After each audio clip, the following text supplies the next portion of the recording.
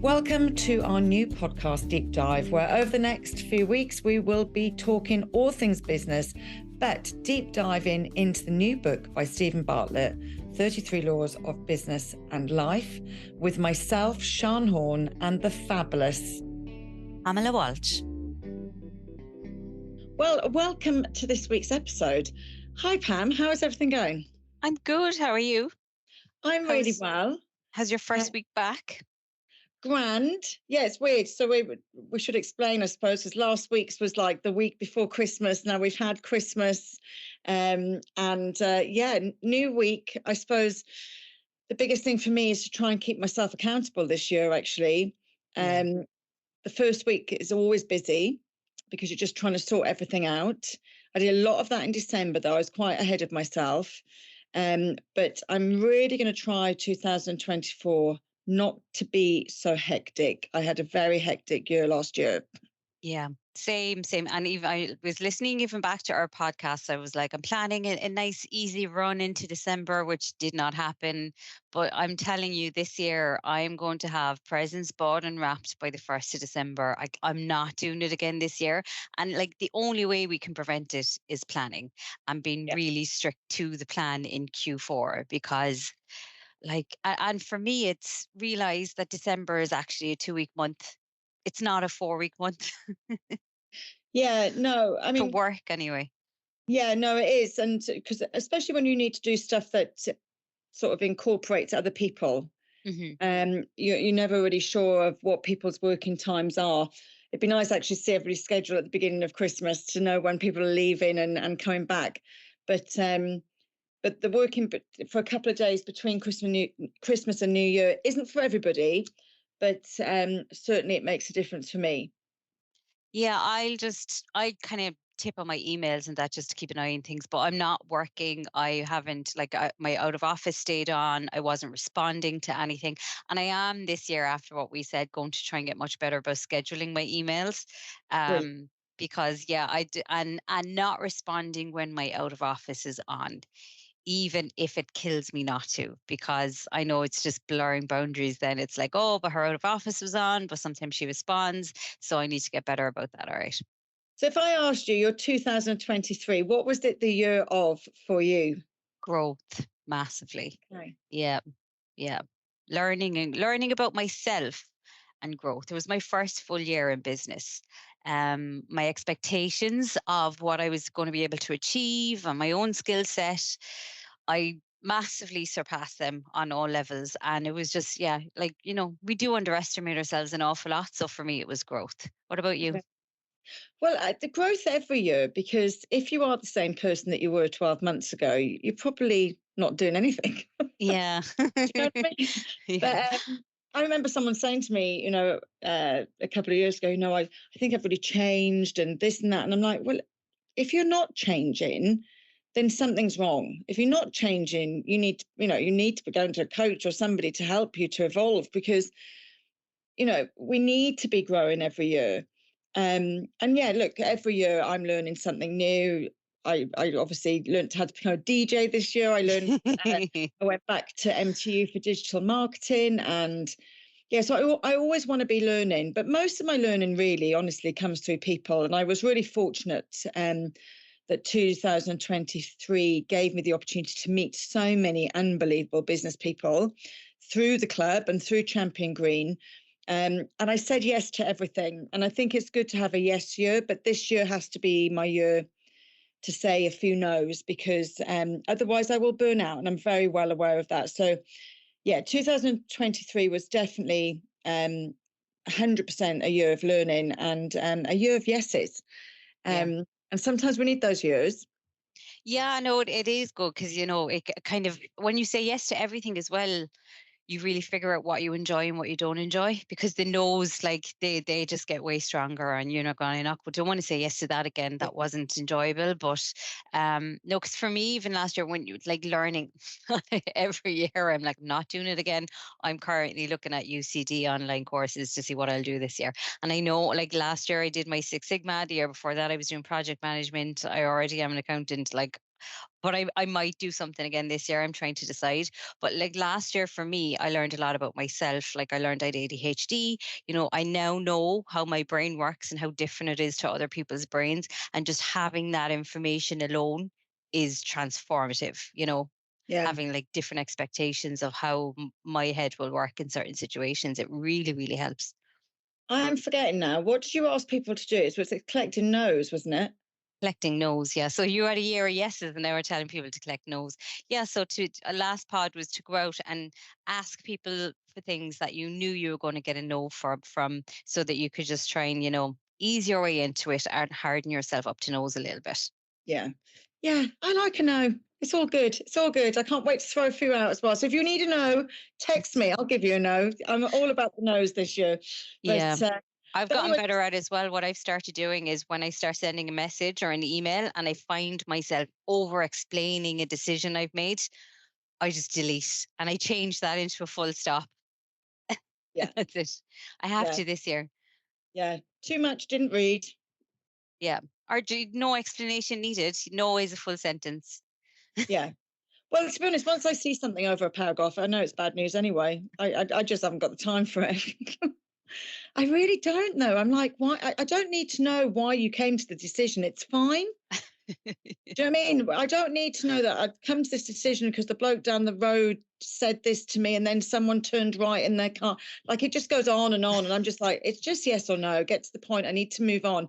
And I think that's the important thing. You do need to move on. Mm, Quite often I will say to people, I'll do a follow-up email and I'll just be like, listen, can I have your answer by Thursday the 12th? Otherwise I need to move on. yeah. It's really that simple. So, and I don't mind the no. I just need to move on. Yeah. And then it sets the boundary. Everyone knows where they stand and you can move on. But when it's Absolutely. that lingering back and forth, you can't for so long. Like, But the amount of clients that I've worked with that don't put deadline dates on questions and answers is unbelievable. And I'm like, well, what date were they supposed to get back to you by? And they're like, oh, I didn't give them a date. And I said, always give a date. You need to close this stuff off. yeah. Otherwise, it stays and it takes up room in your brain computer. And we don't have that room. So you need to let go of it. But Yeah, but I've seen like even in that, like, because I'm very like good with that as well. I'm like, no, this is it. We need to decide it by then, so that because the next step needs to happen, whichever step it is. But I've had a lot last year of people committing to something and say, okay, so we'll do this, and then 2 weeks later they waver again and go, oh, but maybe we, maybe we should do this instead. And I think sometimes you do have to take the bull by the horns and be like, okay, this is the direction we're going in. We may have regrets until we have better information. This is what we're doing, and stop thinking about what could have been at some point. I'm always amazed by. So if you said to me today, oh, Sean, can we pop down a date? I need to get something done on the 7th of March. Or I'd be like, oh, hang on. Yeah, no, I'm free the 7th of March. I'll whack it in. That would never change for me then. So, like, I'll get an email then the week before and someone will say, oh, I'm just confirming that we're still okay for next week. Absolutely, we're still okay for next week. Or do you want to move it? No, I don't want to move it because I've turned away a load of people for that date. Yeah. Because I said to you 3 months ago, it's like if I say to someone, I'll meet you for dinner 3 weeks on Thursday, I'll meet them for dinner. I won't even ring them again. I'll just be there. It's in the diary. I don't Yeah. look And they're like like, I don't oh, plan anything else. yeah. Oh, I didn't know if you didn't confirm with me. No, I did confirm with you when we organized it. Hmm. And I like, if it's in, it's in. But anyway, we will keep each other and everybody else hopefully accountable throughout 224. But today's rule, would you like to tell us all about number 5? The number five's rule is you must lean into bizarre behavior. When you don't understand, lean in more. When it challenges your intelligence, lean in more. When it makes you feel stupid, lean in more. Leaning out will leave you behind. Don't block people that you don't agree with. Follow more of them. Don't run from ideas that make you uncomfortable. Run towards them. Taking no risks will be your biggest risk. You have to risk failure to succeed. You have to risk heartbreak to love. You have to risk criticism for applause. You have to achieve the ordinary to achieve the extraordinary. If you live avoiding risk, you're missing out on life. I can't even say it, but I love this rule. I Um, say it every week. I love this rule. So I thought it'd be interesting. Do you have an example of what I straight away was like, oh, I've got a great example of when I lent out, and I've got great examples of when I lent in. Yeah. Um, do you have like an example of where you lent out? Where I know I am leaning out currently, because I was thinking about that this morning as well, is subcontracting and bringing people in, because I am just nervous of putting my name, having somebody else kind of do a bit of work behind my name and me not having full control of it. I definitely lean out there. Um, I lean out. I think you're just putting myself out there, even, you know what I mean? So let's think about that lean out though. So you're leaning out. You need to subcontract, and you're just not willing to do it. You If feel like, if I want to grow, I need to subcontract. Yeah, I can but you either don't need to do tap it yet. myself. No, I just don't have Okay, so confidence. my first thing I'm going to say to you as a coach is, why are you even thinking about it? To expand, because I can't take on too much Yes, more. but you're preempting a situation that you're going to feel uncomfortable about before it's even happened, Yeah. because you don't need to do it today. So this gives you plenty of time to become comfortable with it, with just me, so that when you're ready for it, then you will feel more at ease. But I would not preempt the situation, you know, like leaning out. So I can give you a good example of when I lent out. It's back in 2001 or 2002. And I took over my role. I used to run a big gym up in Dublin, and basically it was run by a UK company. And I told them my email didn't work, and I told them my email didn't work because I'd only ever used a fax, and I told them my email didn't work because it was easier for me to fax because that's what I knew. And I told them that my email didn't work because I didn't want to learn how to use it because it looked so scary for me. So I just told them it didn't work. And if I never forget it, eventually this one day, this guy arrived at our front desk. And he's like, oh, is Sean here? And I said, yeah, yeah, yeah. And he goes, I've come to fix your email. And I was like, sorry. And I was like, oh, mortified. And he was like, I've come to fix your email. Your email doesn't work. And I went, do you know, I actually don't know if it doesn't work. I said, I'm a big liar. I'm too scared to send an email. No one has ever shown me how to send an email. And I don't know how to do it. So rather than tell anybody I didn't know how to do it, I lent out and told them that it just didn't work. What I went to say was it didn't work for me. And when I thought about this rule, that is the last time I've ever lent out Yeah. that I can really remember, significant to me. I do it often with the written word. So when I'm thinking and looking at studying, I always panic because I don't like to write, but I still lean into it. I'm scared of heights. I'll still get on I'll still walk up the mountain, and I'll stop then when I get too scared. I'll always lean in. Yeah. And I think it's so important to lean in, because otherwise, again, we were talking at the beginning, your year of growing and learning. If you don't, the only way to grow and learn is to lean in and take the risk.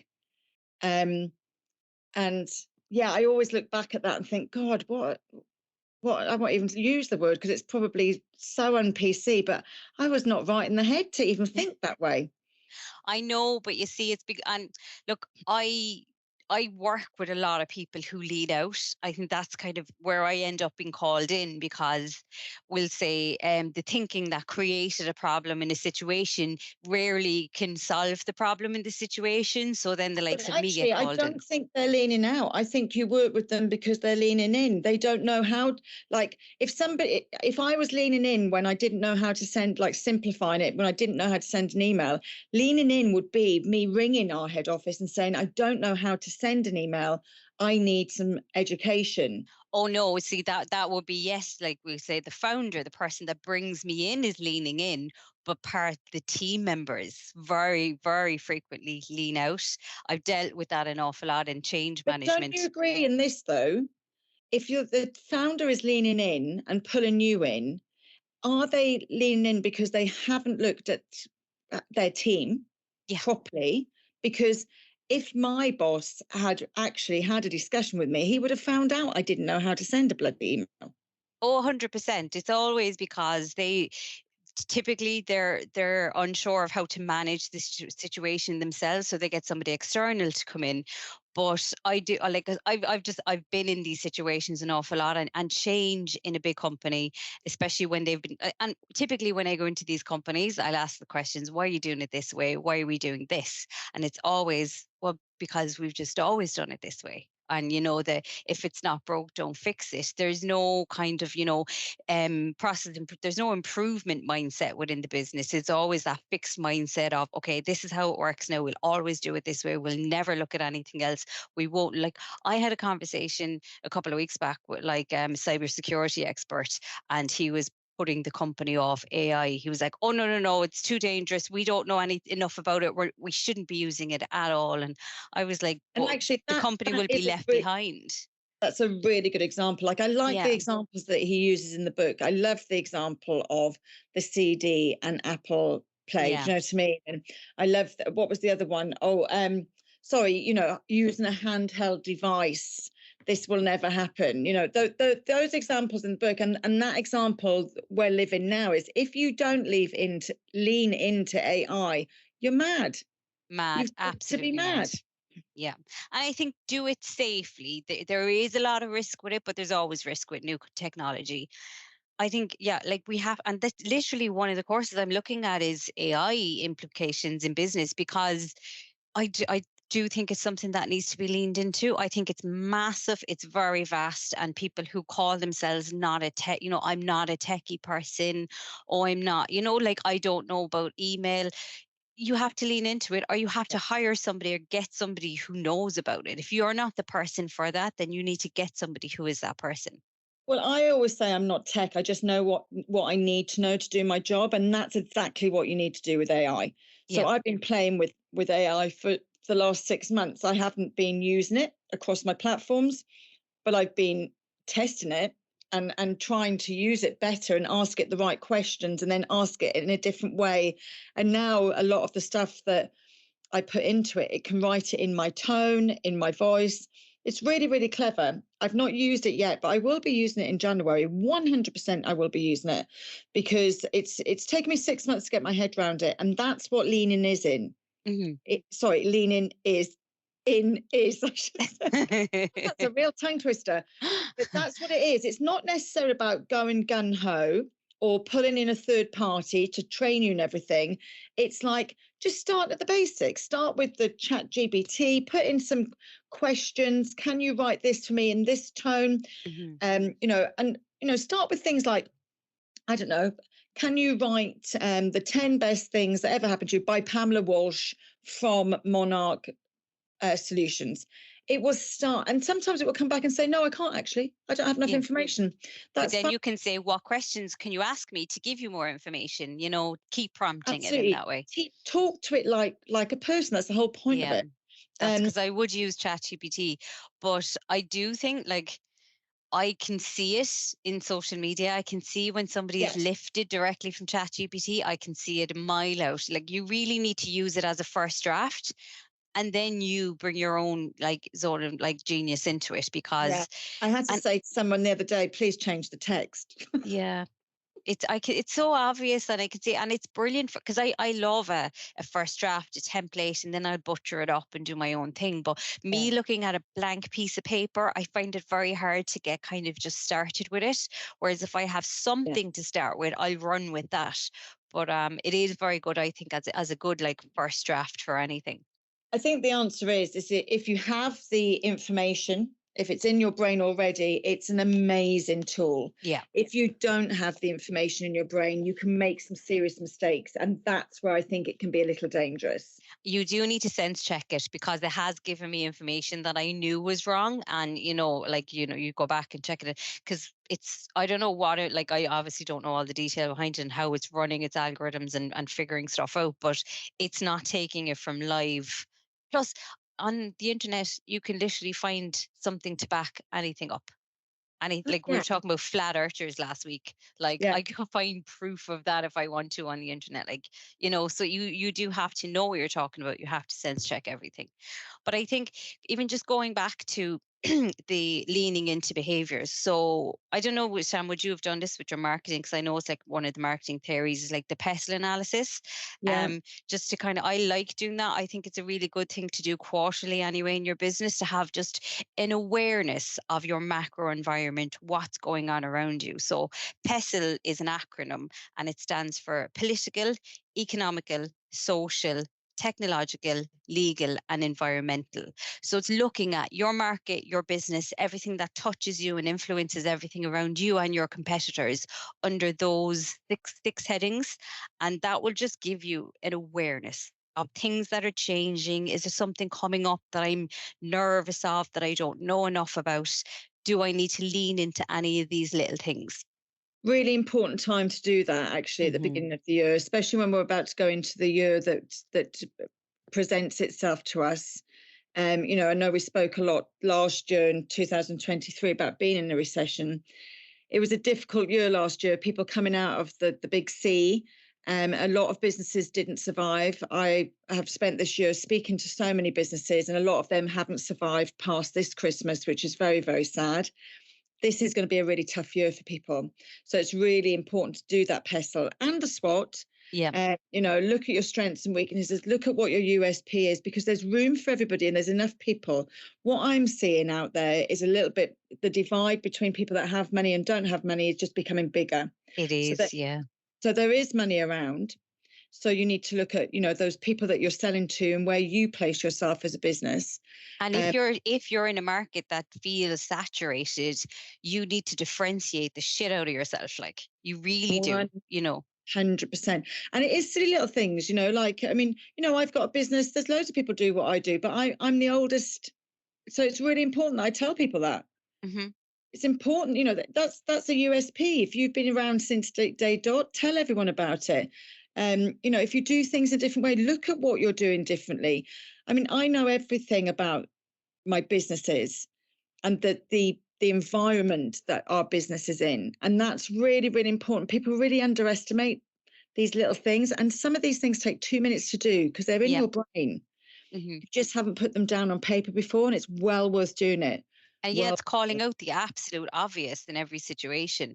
Like in there, there's lots of different ways that I've seen it done with bricks. I've seen it done with paper clips. But it's basically, we call it like the paper clip challenge. But you do it for your business, your product, your service, whatever you're selling. So Shan for Elite Pilates, hashtag ad. I don't know. shit, yeah. It's basically your paperclip challenge for that would be whatever your service is, have a look at it and this is where a neurodivergent mind works really, really well in these instances. If you need one, I'm here. So looking at it, who does it touch? Who could potentially possibly benefit from it in the entire world? What is it obviously used for? What are the things that are like, hey, like mad ideas that like nobody would ever consider marketing to, but potentially there's a market for? Just looking at things in a really, really unusual way.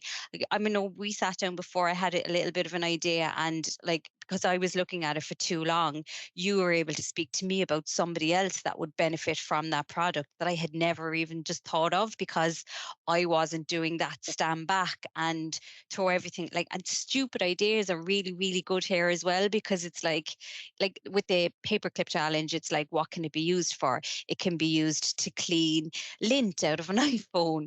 It can be used to open the little stupid SIM card thing on an iPhone.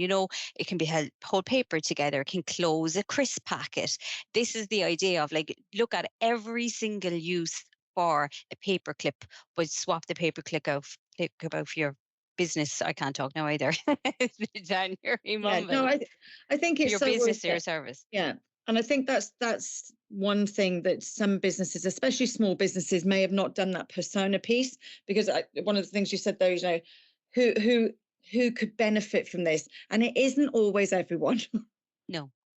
And that's why when you do things like the paperclip challenge, or you do your SWOTs, etc., then you start looking at your personas again, and actually who really is going to benefit and who can help you sell what you're selling as well, because there's always a link to those people, Yeah. but you've got to know where they live first and what they want.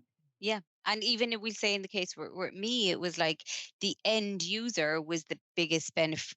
There wasn't the only like person who would benefit, and we found a way that somebody else with a budget would be willing to pay for that end user to gain from that. It was just really like extending everything out, like who in the world touches off of this in any way possible.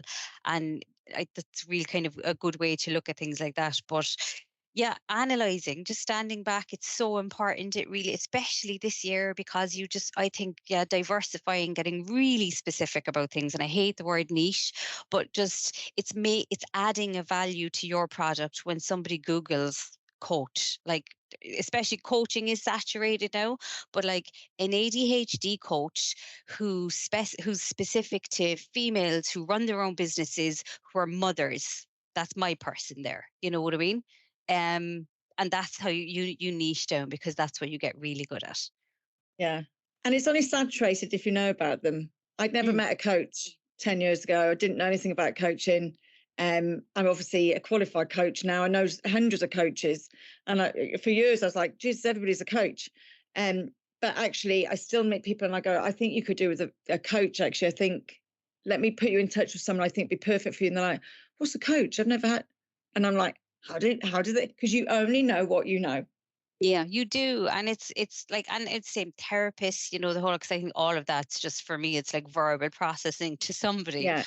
But it's like, if you look at yourself and look at your competitors, if you all have the same bio, I help X, Y, Z. If it's all the exact, because it's the same words coming up over and over again. And now I'm like, oh my God, if I see that word again, I'm like, I won't call them out now, because I know there's a paragraph where we'll talk about wallpaper words and I'll save them for that.